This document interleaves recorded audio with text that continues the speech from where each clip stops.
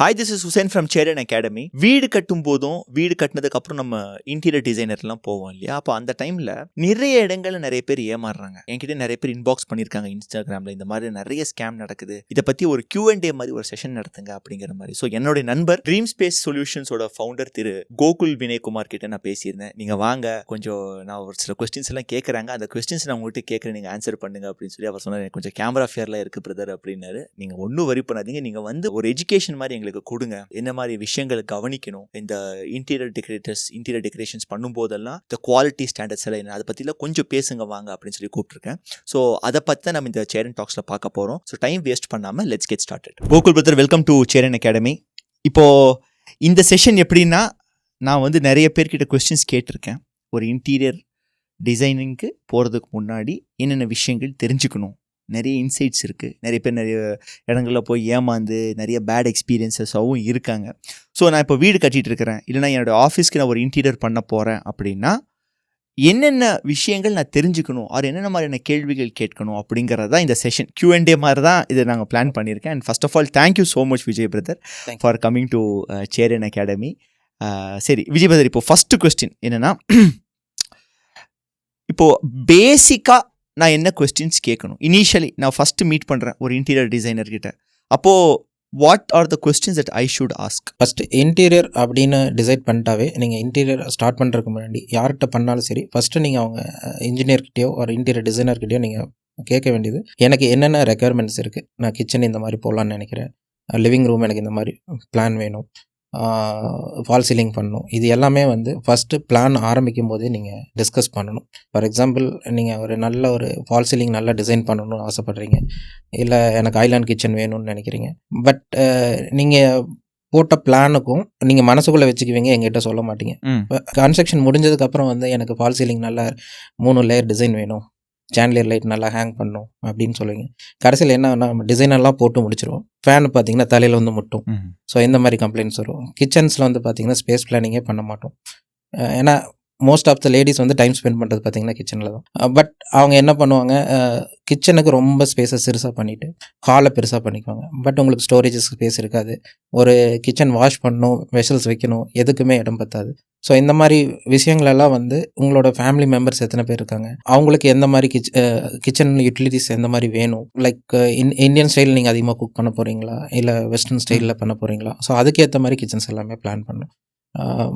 ஒரு சிலர் வந்து அவுட்டர் கிச்சன் யூஸ் பண்ணுறதுக்கு ஸ்பேஸ் இருக்கும், அதனால் அவங்க யூஸ் பண்ணிக்கலாம். அப்பார்ட்மெண்ட்ஸ் எல்லாம் போயிட்டிங்கன்னா ரொம்ப நேரோவாக இருக்கும், 8x8 கிச்சன்ஸ் தான் இருக்கும்.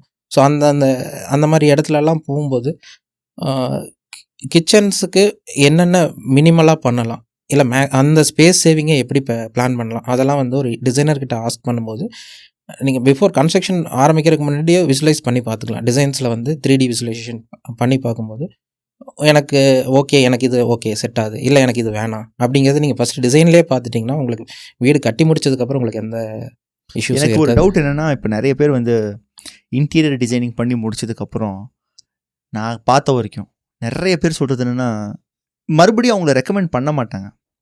நான் பார்த்த வரைக்கும், இல்லை ப்ரோ இது சரியில்லை ப்ரோ, அது சரியில்லை ப்ரோ, இது சரியில்லை ப்ரோ அப்படிம்பாங்க. எங்கே தப்பு நடக்குதுங்க கோகுல்? 2 விஷயம் இருக்குங்க. ஃபஸ்ட்டு வந்து நீங்கள் டிரான்ஸ்பரண்ட்டாக என்ன மெட்டீரியல் வேணும்னு நீங்கள் கேட்கணும். 2வது வந்து அந்த ப்ராடக்ட் குவாலிட்டியாக இருக்குதுன்னு செக் பண்ணணும். பேக்ரவுண்ட் செக் பண்ணாமல் ப்ரைஸ் மட்டும், நான் ப்ரைஸ்ன்னு சொல்ல வரல, எல்லாருமே அப்படி பண்ணுறதில்ல. பட் நீங்கள் ஃபஸ்ட்டு மெட்டீரியலோட குவாலிட்டியை செக் பண்ணணும். இப்போ நான் ஒரு காமன் மேன், எனக்கு இதை பற்றி பெருசாக ஒன்றும் தெரியாது. அப்போ நான் எப்படி அந்த குவாலிட்டி செக் பண்ணுறது? நான் என்னென்ன விஷயங்களை பார்க்கணும் குவாலிட்டிஸ்னு பார்த்தீங்கன்னா, மெயினாக வந்து குவாலிட்டியாக வேணும் அப்படின்னு போனீங்கன்னா நீங்கள் ப்ளைவுட்ஸில் போகிறது பெஸ்ட்டு, எங்களோட சஜஷன்.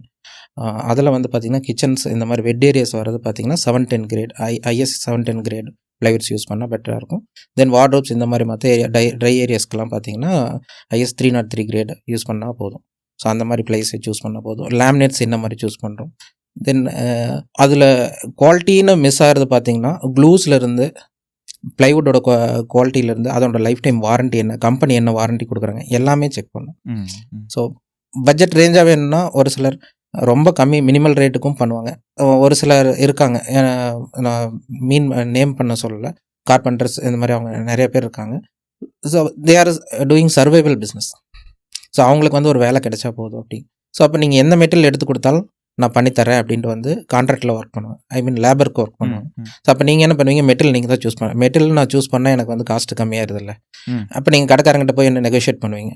ஏன்னா அவன் 100 150 ரூபாய்க்கும் ப்ளைவுட் சொல்லுவான், 50 ரூபா 60 ரூபாய்க்கும் ப்ளைவுட் சொல்லுவான். ஸோ ப்ளைவுட் பார்த்தீங்கன்னா கமர்ஷியல் கிரேட் இருக்குது, ஃபர்னிச்சர் கிரேட்ஸ் இருக்குது. ஸோ ஃபர்னிச்சர் கிரேட்ஸ் பார்த்தீங்கன்னா உங்களுக்கு மேக்ஸிமம் 5 to 7 இயர்ஸ் தான் லைஃப் வரும். ஃபங்கஸ் வரும், இந்த மாதிரி பிரச்சனை இருக்கும். அது வந்து ஒரு டெம்பரரி ஃபர்னிச்சர், ஒரு ஆஃபீஸ் ஃபர்னிச்சர் பண்ணுறாங்க. அதெல்லாம் வந்து பார்த்திங்கன்னா ஒரு ஆஃபீஸுங்கிறது ஒரு 5 years 7 இயர்ஸ்க்கு அப்புறம் ரெனோவேட் பண்ணுவாங்க. அந்த மாதிரி கிரேடுக்கு காஸ்ட் கம்மியான ப்ளை இருக்கும். அதை தூக்கிட்டு வந்து நான் வீட்டுக்குள்ளே போட்டுட்டு எனக்கு குவாலிட்டி வரலன்னு சொல்லும்போது அந்த மாதிரி பிரச்சனை இருக்குது. So ask your vendor first, எனக்கு வந்து லைஃப் நல்லா வரணும், அதுக்கு என்ன ப்ளைவுட் போட்டால் நல்லாயிருக்கும். நிறைய இடத்துல வந்து லைஃப் நல்லா வரணும், காஸ்ட்டும் கம்மியாக வரணும் அப்படிங்கிற மாதிரி நம்ம ஆளுங்க சீப் அண்ட் பெஸ்ட்டுங்கிற சீப் அண்ட் பெஸ்ட். அது நம்ம ஊரில் தான் இப்படி கேட்குறாங்க. பெஸ்ட்டாக வேணும்னு கேளுங்க, அதில் என்ன பெஸ்ட் ப்ரைஸ் பண்ணி கொடுக்கணும் கண்டிப்பாக பண்ணி தருவாங்க. ஒரு 4 பேர்த்துட்டு கம்பேர் பண்ணுங்கள். நீங்கள் ஒருத்தரே வச்சு நீங்கள் ஃபஸ்ட்டு இப்போ ChatGPTயில் போட்டிங்கன்னா உங்களுக்கு எல்லாமே ரிசர்ச் வந்துடும். So product spec first ready பண்ணிக்கோங்க. எனக்கு ஹிஞ்சஸ் வந்து இந்த பிராண்டில் வேணும், ப்ளைவுட் வந்து என்ன பிராண்டில் வேணும், லேமினேட்ஸ் இந்த க்ளூஸ் வந்து என்ன குவாலிட்டியில் யூஸ் பண்ணணும். ஸோ க்ளூஸோட விஸ்காட்டிசிட்டி இருக்குது. முடிஞ்ச வரைக்கும் நோன் பிராண்டு, நல்ல பிராண்ட் வேல்யூன்னு ஒன்று இருக்குது. ஒரு 10 years 20 yearsக்கு மேலே இருக்கிற பிராண்டாக பார்த்து சூஸ் பண்ணிட்டீங்கன்னா அவங்க வந்து அவங்களோட பிராண்டை ரெப்யூட்டேஷனை ஃபாயில் பண்ணுற மாதிரி ஒரு குவாலிட்டியான ப்ராடக்ட்டுக்கு கம்மியான ப்ராடக்ட் கொடுக்க மாட்டாங்க. ஸோ அந்த மாதிரி ப்ராடக்ட்ஸ் போயிட்டிங்கன்னா உங்களுக்கு புதுசாக லான்ச் ஆகுது, ஆஃபர் கொடுக்குறாங்க அப்படின்னு ஒரு ப்ராடக்ட் போகும்போது, இது நீங்கள் லைஃப் டைம் வச்சு யூஸ் பண்ணுற ப்ராடக்ட், அதில் வந்து ஆஃபருக்காக ஒரு ப்ராடக்ட் எடுக்க வேணும். முடிஞ்ச வரைக்கும் பிராண்ட் வேல்யூ நல்லா இருக்கிற ப்ராடக்டாக பார்த்துட்டு தான் பெஸ்ட்டாக இருக்கும். சூப்பர்.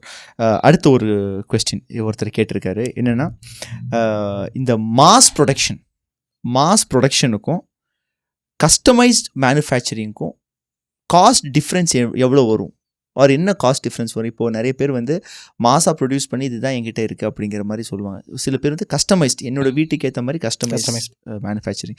அப்போ இது ரெண்டுக்குமே வந்து என்ன காஸ்ட் வேரியேஷன்ஸ் வரும், டிஃப்ரென்ஸ் எவ்வளோ வரும் அப்படின்னு கேட்குறாங்க. மாஸ் ப்ரொடக்ஷன் போகும்போது காஸ்ட் ரொம்ப கம்மியாக தான் வரும். பட் வந்து உங்களுக்கு நினச்ச ப்ராடக்ட் உங்களுக்கு நினச்ச மாதிரி கஸ்டமைஸ் பண்ண முடியாது. ஃபார் எக்ஸாம்பிள் ஒரு வெப்சைட்ஸ்லலாம் ப்ராடக்ட்ஸ் இருக்குது. ஸோ அவங்க ஆர்டர் பண்ணும்போது பார்த்திங்கன்னா அவங்க கஸ்டமைஸ் 6x6 வார்ட்ரோப்ஸ் அப்படின்னு ஒரு ஸ்டாண்டர்ட் சைஸ் இருக்கும், அதை வாங்கி நீங்கள் ஃபிட் பண்ணிக்கலாம். தென் வந்து மேக்ஸிமம் பார்த்தீங்கன்னா அதெல்லாம் இம்போர்ட்டட் ஃபர்னிச்சர்ஸ் தான். மாஸாக ப்ரொடக்ஷன் பண்ணி ஒரு அவங்க டன் கணக்கில் மெட்டீரியல்ஸை சோர்ஸ் பண்ணுவாங்க. ஒரே டிசைன் தான், அதனால் வேஸ்டேஜுக்கு ஏற்ற மாதிரி தான் அந்த ஃபர்னிச்சரை டிசைன் பண்ணுவாங்க. ஸோ எனக்கு ப்ளைவுட் இருக்குன்னா 8x4 சைஸ் தான் இருக்கும். பட் அவங்க ப்ரொடக்ஷன் பண்ணுற பார்த்தீங்கன்னா 8x6 8x8 அந்த மாதிரி போர்டெல்லாம் இருக்கும். ஸோ வேஸ்டேஜுக்கு ஏற்ற மாதிரி அவங்க போர்டை ஆர்டர் பண்ணி அவங்க மேனுஃபேக்சரிங் பண்ணுறதே போர்ட்ஸ் வந்து வேஸ்டேஜுக்கு ஏற்ற மாதிரி தான் மேனுஃபேக்சரிங் பண்ணுவாங்க. அப்போ வந்து அவங்களுக்கு 0 வேஸ்ட் ஆர் 5% வேஸ்ட் அந்த மாதிரி தான் வரும். பட் கஸ்டம் மாடலிங் பண்ணும்போது பார்த்தீங்கன்னா நம்மளோட ரெக்யர்மெண்ட்டுக்கு ஏற்று பண்ணும்போது கொஞ்சம் டிஃப்ரென்ஸ் இருக்கும். எவ்வளோ டிஃப்ரென்ஸ் இருக்கும் தோராயமாக? ஒரு 10 to 20% வெரி ஆகும். ஸோ ரொம்ப நேரோவாக டிசைன் போகிறீங்கன்னா டபுள் த காஸ்ட்டு கூட போகிறதுக்கு இருக்கு. நேரோனா எப்படி சொல்கிறீங்க? லைக் இப்போ ரவுண்டாக ஒரு வார்ட்ரோப் இருக்குது, எனக்கு ரவுண்டாக டிசைன் வேணும், ஆர்ச் மாதிரி டிசைன் வேணும் அப்படிங்கும்போது அது கஷ்டமாக தான் பண்ணி ஆகணும். மெட்டீரியல் வேஸ்டேஜ் அந்தளவுக்கு ஆகும், கண்டிப்பாக ஆகும். வேஸ்டே சம்டைம்ஸ் அது ஃபெயிலியர் ஆகலாம், மறுபடியும் அது திரும்ப புதுசாக பண்ணணும். ஏன்னா நம்மளுக்கு ஃபினிஷ் நல்லா வர வரைக்கும் அதை நம்ம பண்ணி தான் ஆகணும். ஏன்னா ஆன்லைனில் வர்றது பார்த்திங்கன்னா அப்படி இருக்குது, அது மோல்டாக வரும், லைக் சிஎன்சியில் பண்ணி கொண்டு வருவாங்க. அது ஃபினிஷ் நல்லாயிருக்கும், பட் லைஃப் கம்பேரிட்டிவாக வருமானு பார்த்தா நம்ம கஷ்டமாக பண்ணுறப்ப தான் உங்களுக்கு லைஃப் நல்லாயிருக்கும். சூப்பர். அடுத்த ஒரு ஆடியன்ஸ் கேள்வி கேட்டிருக்காரு, இப்போ இந்த மெட்டீரியல் சாய்ஸஸ் வந்து மேனுஃபேக்சரிங் காஸ்ட்டை மாறுபடுமே. ஃபார் எக்ஸாம்பிள் நான் வந்து நீங்கள் சொன்ன மாதிரி ஒரு 100 ரூபா மெட்டீரியலை நான் வாங்குகிறேன், 100 rupees மெட்டீரியல் இருக்குது, 50 rupees மெட்டீரியல் இருக்குது. இந்த மெட்டீரியல் நான் சேஞ்ச் பண்ணும்போது மேனுஃபேக்சரிங் காஸ்ட்டில் எனக்கு ஏற்றம் இறக்கங்கள் இருக்குமா? மேனுஃபேக்சரிங் காஸ்ட்டுன்னு பார்த்தீங்கன்னா லேபர், ஸோ அதில் வந்து எந்த உங்களுக்கு சேஞ்சஸ் இருக்குது. பில் ஆஃப் மெட்டீரியலில் உங்களுக்கு காஸ்ட்டு சேஞ்ச் ஆகும். லைக் ஒரு 1000 இந்த மெட்டீரியலுக்கு சொல்கிறீங்க? அந்த மெட்டீரியலுக்கு சொல்கிறேன். மெட்டீரியல் வந்து உங்களுக்கு எவ்வளோ மெட்டீரியல் கன்சியூம் ஆகுதோ அதுக்கேற்ற மாதிரி தான் ரேட்ஸ் வரும். இப்போ நீங்கள் 100 போர்டு எடுக்கிறீங்கன்னா 100 போர்டுக்கான காஸ்ட் வரப்போகுது. அதே 100 போர்டு வந்து 100 ரூபாய்க்கு எடுக்கிறதும் 100 போர்டு 50 ரூபாய்க்கு எடுக்கிறதுக்கான டிஃப்ரென்ஸ் இருக்குது. ஸோ எவ்வளோ ஸ்கொயர் ஃபீட் காஸ்ட்டுக்கு வாங்குறீங்க அப்படிங்க ஆஃப் த ரேட் உங்களுக்கு சேஞ்சஸ் வரலாம். ரொம்ப ஃபார் எக்ஸாம்பிள் 1000 rupeesக்கும் வார்ட்ரோப்ஸ் 1100 rupeesக்கும் பண்ணிகிட்ருக்காங்க. பட் அதே நல்ல குவாலிட்டியாக பண்ணால் மினிமம் ஒரு 1500 ரேஞ்சில் பண்ணால் தான் உங்களுக்கு நல்ல ப்ராடக்ட்ஸ் பண்ண முடியும். ஸோ அது டிஃப்ரென்ஸ் இருக்குது. இப்போ பப்ளிக் வந்து ஏமாந்துட்டேன் அப்படிங்கிற மாதிரி ஸ்கேமில் போய் விழுறாங்க இல்லையா, இன்டீரியர் டிசைனிங்கில் எங்கே போய் மேக்ஸிமம் ஏமாறுவாங்க? ப்ரைஸிங்கில் தான். நிறைய அதில் நிறையா நீங்க என்னோட ஏதாவது கஸ்டமர் எக்ஸாம்பிள் சொல்லுங்களேன். என்னோட கஸ்டமரே இருக்காங்க. எங்கிட்ட டிசைன் எல்லாம் வாங்கிட்டாங்க. லைக் 3D டிசைன் எல்லாமே கன்சல்டிங் எல்லாமே வாங்கிட்டாங்க. கடைசியில் தம்பி பட்ஜெட் இல்லை நான் சொல்கிறேன் அப்படின்ட்டாங்க. அப்புறம் நானும் கண்டுக்கல, சரி கூப்பிட்டேன் சொல்கிறேன்னாங்க விட்டுனேன். ஒரு 6 மந்த்ஸ் கழிச்சு வேற ஒரு கார்பெண்டர் அவங்கள நம்ம டிசைன் இருக்குல்ல நாமளே பண்ணிக்கலாம் அப்படின்ட்டு அவங்க கார்பெண்டர் வச்சு பண்ணிட்டாங்க. அவன் வந்து நான் ஒரு கோட் பண்ணியிருந்தேன். ஃபார் எக்ஸாம்பிள் ஒரு 1400 500 பர் ஸ்கொயர் கோட் பண்ணியிருந்தேன். ஒரு 4 இயர்ஸ் பிஃபோர்னு நினைக்கிறேன். அவர் என்ன பண்ணிட்டாருன்னா நான் 800 பண்ணித்தரேன் அப்படின்னு எடுத்துட்டார். ஸோ ஸ்கேம் எப்படி வரும் அப்படின்னா ஸ்கொயர் ஃபீட் மெஷர் பண்ணுறதுல வரும். நம்ம நார்மலாக மார்க்கெட்டில் எப்படி ஸ்கொயர் ஃபீட் அளப்பாங்கன்னா ஹைட் வித் அதை மட்டும்தான் மெஷர் பண்ணி எடுப்பாங்க. பட் கார்பெண்டர் ஸ்டைலில் ஒரு சிலர் இருக்காங்க. என்ன பண்ணுவாங்கன்னா ஹைட்டு வித் டெப்த்து. ஸோ யூஸ்வலாக ஒரு வார்ட்ரோப் பார்த்தீங்கன்னா 20 இன்ச்சஸ் இருக்கும், இல்லை 24 இன்ச்சஸ் வைப்போம், 16 இன்ச்சஸ் இந்த மாதிரி ஸ்டாண்டர்ட் சைஸில் பண்ணுவாங்க. இவர் என்னன்னா ஃபஸ்ட்டு ஃப்ரண்ட்லேருந்து போகிற ஒரு அடிக்கு ஒரு ஸ்கொயர் ஃபீட், பேக்கில் இருக்கிற அடுத்த ஒரு அடிக்கு ஒரு ஸ்கொயர் ஃபீட். அப்போது 10x7னா 70 ஸ்கொயர் ஃபீட் நம்மளோட காஸ்ட்.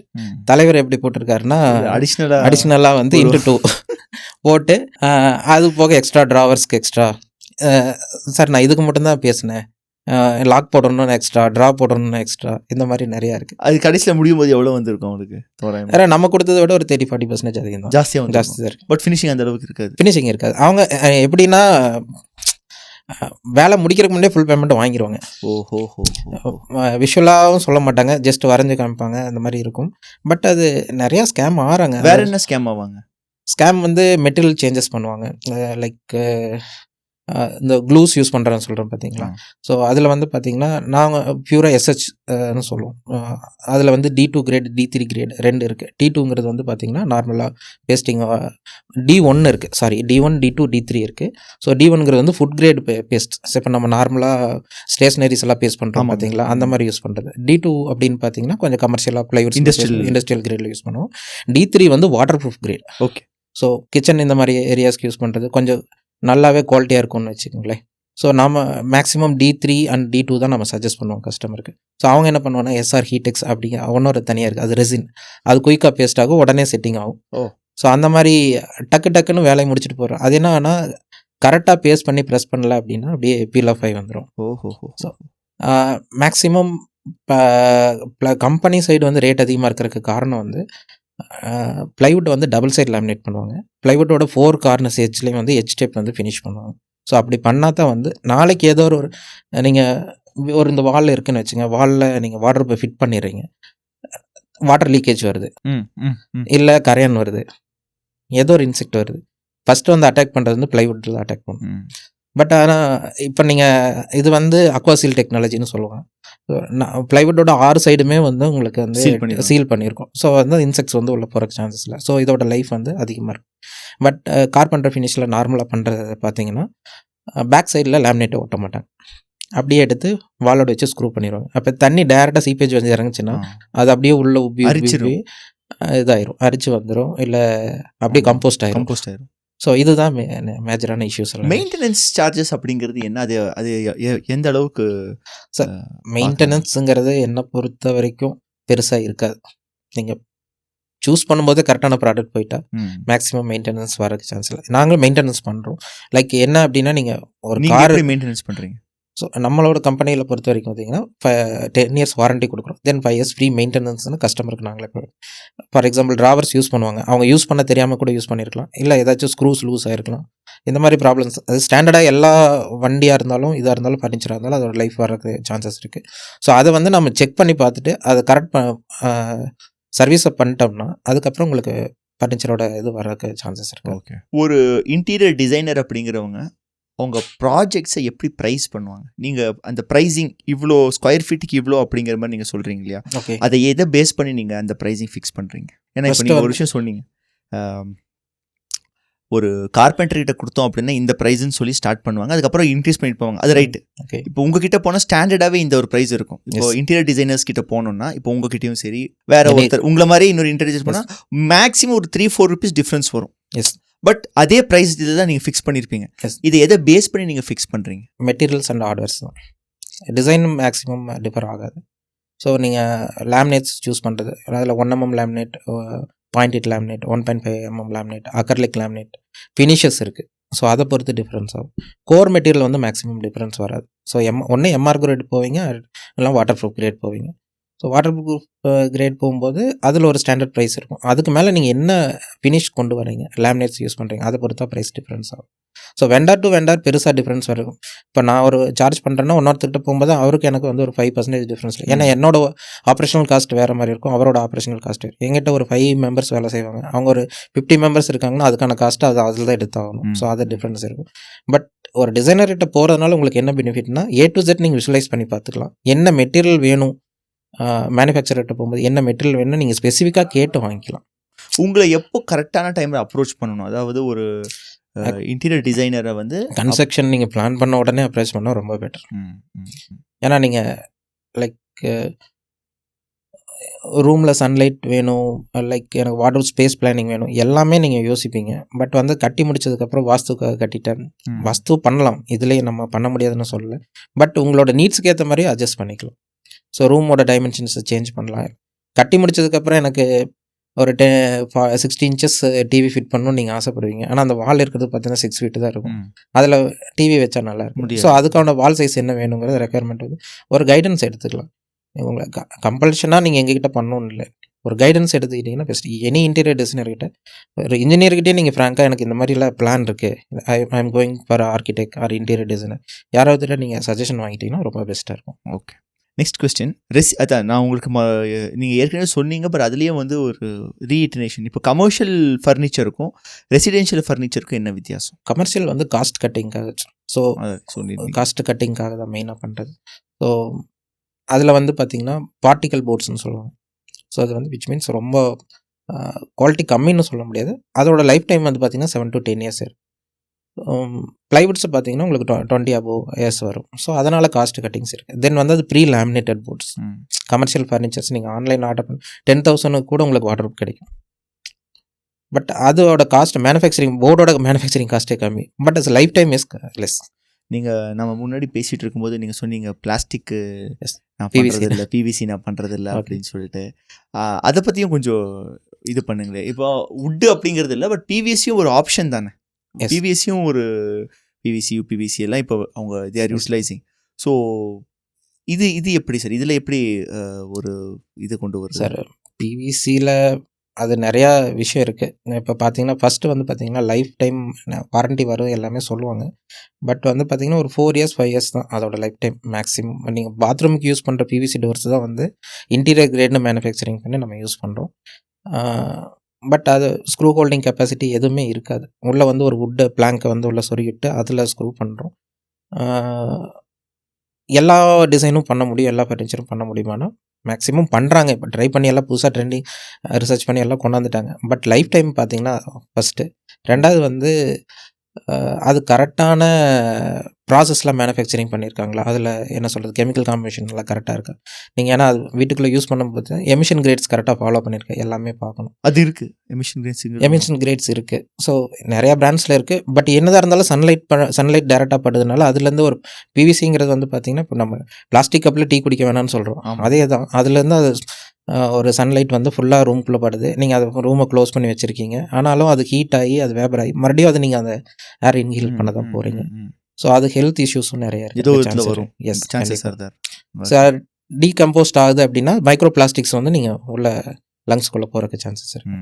அடுத்த ஒரு கொஸ்டின் என்னென்னா, ஒரு கன்சியூமர் இந்த ஃபர்னிச்சர் பர்ச்சேசஸ்க்காக இருந்தாலும் சரி, பட்ஜெட் எப்படி பண்ணணும், பட்ஜெட்டிங் காஸ்டிங் ப்ராசஸ் எப்படி பண்ணணும்? ஸோ பட்ஜெட்டிங் வந்து ஆக்சுவலாக இது வந்து ஒரு ஃபர்னிச்சர்ஸ்னு வர்றது பார்த்திங்கன்னா பேசிக் நீட்ஸ் இருக்குது. நீட்ஸுக்காக பர்ச்சேஸ் பண்ணுறது ஒரு விதமாக போகும். தென் மேக்ஸிமம் பார்த்திங்கன்னா லக்ஸுரினஸ். ஸோ நீங்கள் என் வீடை டெக்கரேட் பண்ணுறதுக்கு வந்து எனக்கு என் வீடு லக்ஸுரியாக இருக்கணும், அதுக்காக தான் போகிறீங்க. ஸோ அதில் பட்ஜெட் வந்து நீங்கள் உங்களோட எவ்வளோ கெப்பாசிட்டி இருக்குது அதுக்கேற்ற மாதிரி கொஞ்சம் கொஞ்சமாக போய்க்கலாம். ஃபுல்லாக கடன் வாங்கி பண்ணணுன்னு நாங்கள் அட்வைஸ் பண்ணல. மினிமலாகவும் நல்லா லக்ஸுரியாக டிசைன் பண்ணலாம். ஸோ உங்களோட பட்ஜெட்டுக்கு ஏற்ற மாதிரி ஒரு டிசைனர்கிட்ட கேட்டிங்கன்னா, ஏன் சார் என்னோடய பட்ஜெட் இவ்வளோ தான், இதில் என்ன டிசைன் பண்ண முடியும், அதை அவங்க சஜஸ்ட் பண்ணுவாங்க. சார் ஃபஸ்ட்டு வந்து உங்களுக்கு ஸ்பேஸ் சேவிங் தான் இம்பார்ட்டன்ட். ஸோ உங்களுக்கு மெயின் நீட் என்ன, கிச்சன் வேணும், வார்ட்ரோப்ஸ் வேணும், ஒரு லிவிங் ரூமில் டிவி நியூஸ் பேசிக்காக இருந்தால், அதுக்கு மேலே போகிறது எல்லாமே என்னை பொறுத்த வரைக்கும் லக்ஸுரிஸ் தான்.